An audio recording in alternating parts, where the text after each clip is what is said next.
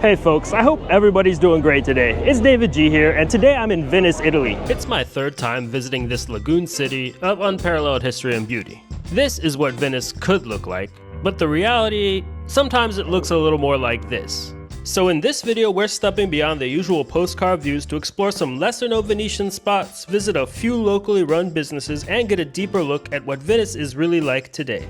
And as usual, I'm traveling on a budget, so we'll also see firsthand how affordable or not Venice really is. But let me tell you, if you start your time here in St. Mark's Square, it's gonna look pretty bad. And recently, Venice has made headlines for a very interesting reason. It's essentially the first city in the world where they've been trialing a tourist fee for day visitors. But the thing is, they trialed it and I don't know, they stopped already. So right now they're not even charging that fee. They just charged it for a few months actually. But that said, the government must have found that fee to be effective enough because they will be bringing it back again. But regardless, the way to avoid that fee, if you do plan to visit Venice, is to just stay in Venice. And then you don't have to pay that fee because you're already paying a tourist tax in your nightly rate. But no matter how many day trippers show up off of their cruise ships here, or how many fees they decide to charge, this city will always be Venice. And if you give it a little bit of love, it'll give you some love right back. Now, no matter where you go in Venice, you're going to be surrounded by history. This is the Ponte di Rialto, probably the most recognizable bridge here in Venice. But being a top stop on tourist checklists, it's usually packed full of people. I happen to need to cross the bridge to get where I'm going today. But I'm here in the middle of summer and you can hardly make your way across it. And it's so nice in the summertime here because it stays light out until like, I don't know, 9 p.m., 10 p.m., depending on the time of the year you're visiting. But there's a certain feeling when you've been walking around in Venice in the hot humidity and you get over to the place that you're staying at. And that's the feeling that I'm encountering right now. And on this trip, I'm going to be staying at Hotel Mercurio, which is a locally run establishment that I've stayed at before and I like quite a lot. So let's see what it's like this time. They really roll out the red carpet for you here. Ah, ciao, buonasera. Buonasera. We would like to check in. In your reservation is included the breakfast. Breakfast will be served from 7:30 to 10:30 in the morning. That in front of us is the breakfast room. Ah, okay, and cool. This is your room. Oh, perfect. Okay, very You nice. are very comfortable for eating in the morning. Ah, awesome. Great. Ah, thanks so much. Welcome to your room. Beautiful room. Wow. Thank you too. Okay, all right. Yeah, it's a pleasure to meet you. Thank you so much. Big pleasure also for me. You have the tap water that is Okay. drinkable. Yeah. If you prefer a bottle of water, we can sell nearby the reception. No. And then that's it. And this place is nice. I actually stayed here once before and I stayed in a slightly smaller room and it cost me like 65, maybe even a little bit less euros a night, but that was during COVID. And now this one cost me somewhere around 80, a little bit over 80 euros a night. So I think it's really, really fair for Venice. And this place is in like an old Venetian building.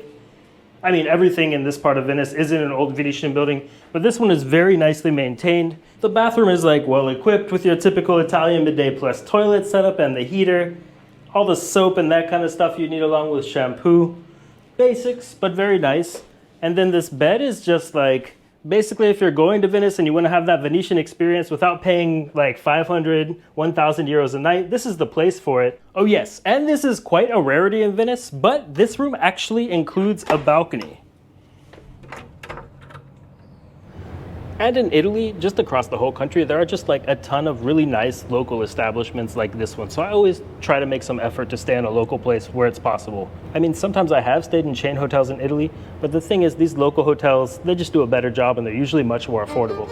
Plus, Hotel Mercurio has a really solid Italian breakfast. Did I eat at least 4 times more than an Italian would normally eat for breakfast? Definitely. But the home-cooked buffet is on point. There's blood orange juice, handmade cappuccinos, local crostata, the list goes on and on. And perhaps the very best thing about this place is that right next to the breakfast room, you've got a nice Venetian canal. And even though Hotel Mercurio is not far at all from Plaza San Marco, this place is very quaint and it's not one of the more traffic canals. It's like very chill, it's super quiet here, and you could even watch these gondoliers go by because it's on their popular path that they like to take. So sometimes you get free songs too. But after getting my room replenished with a few necessities, it's time to head back out and about. And as we've established, that means walking.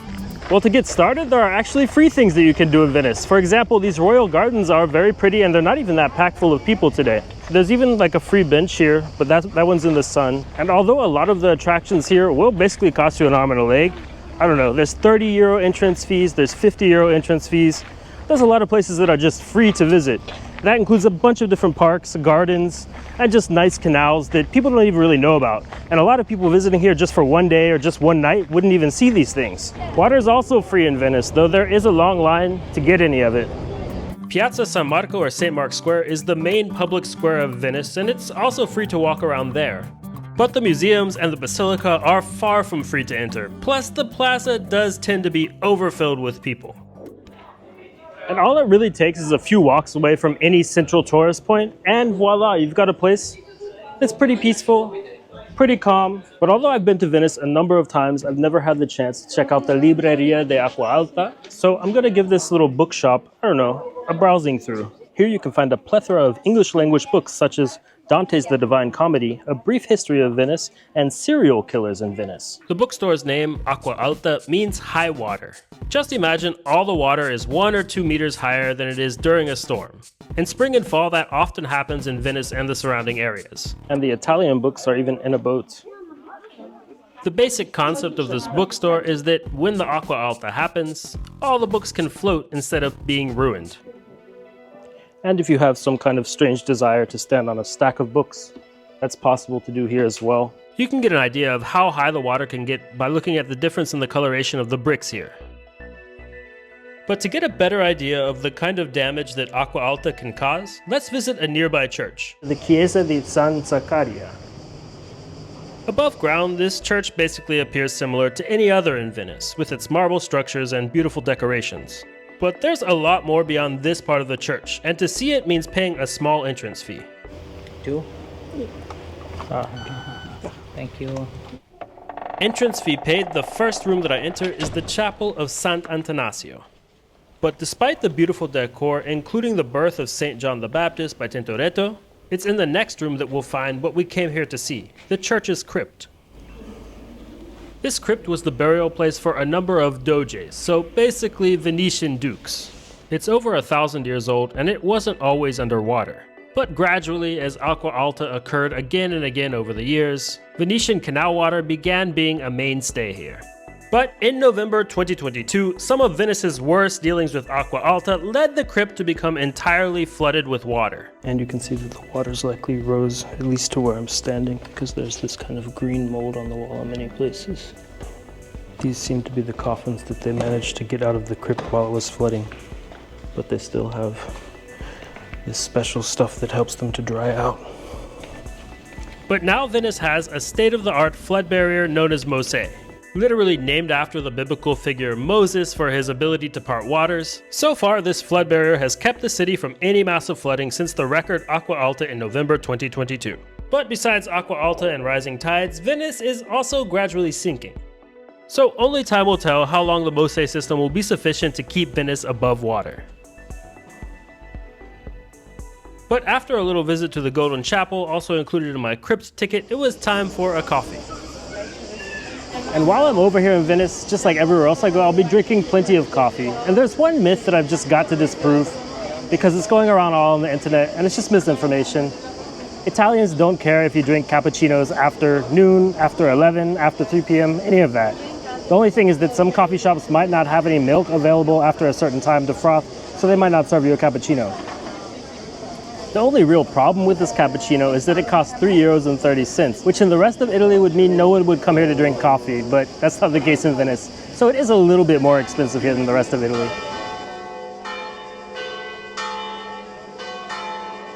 But after a bit of people watching and sneaking a peek at the church next door, it was time to walk a little bit more. And if you've got any interest in doing Venice on a budget, then there's 2 words that you need to know. First one being grocery and the second one being store. And all the grocery stores here sell like bread, salad. They have nice meat and cheese counters too. So it can certainly be a nice experience to go to a restaurant in Venice. But the cost of eating out can really add up quick. And personally, I'd always prefer a nice meal from a grocery store over paying like 10 times more to eat at a mediocre tourist restaurant. Mortadella? We have pistachio or without? Pistachio. Thank you. Is that the prosciutto right there? The one on sale? That's prosciutto, right? Yeah. Can I have just 50 grams? It's okay? Thanks. Grazie mille. 15,85. Per favore. And really in Venice, the best way to go about it, if you're visiting and you don't live here, is just to go over bridge and over bridge and over bridge till you don't even know where you are anymore. And then you'll be in the perfect place. And to date, there's somewhere around like 400 bridges here in Venice. They all have a really nice view. But the fact is that originally Venice had no bridges, and the only way around was in a boat. Some people were known to swim many hundreds of years ago, but nowadays swimming is completely banned in the canals of Venice, well, because there's sewage in there and it'd just be kind of nasty anyway. If you do decide to swim though, it'll cost you about 500 euros in a fine. But since we've now got a pretty good idea of what it's like to go around on foot here in Venice, I'm gonna give some of their boats a try. You can get a whole day pass that gives you unlimited rides aboard Vaporetti or their water boats for 25 euros. And while 25 euros is not by any means free, getting that ticket, or just any boat ticket, you can get cheaper tickets too, you don't have to get a 24-hour one, that will give you the chance to see some other islands that you just can't get to on foot. And as for this video, thanks so much for joining me. If you liked it, make sure to give it a like, and I'll see you all in the next video.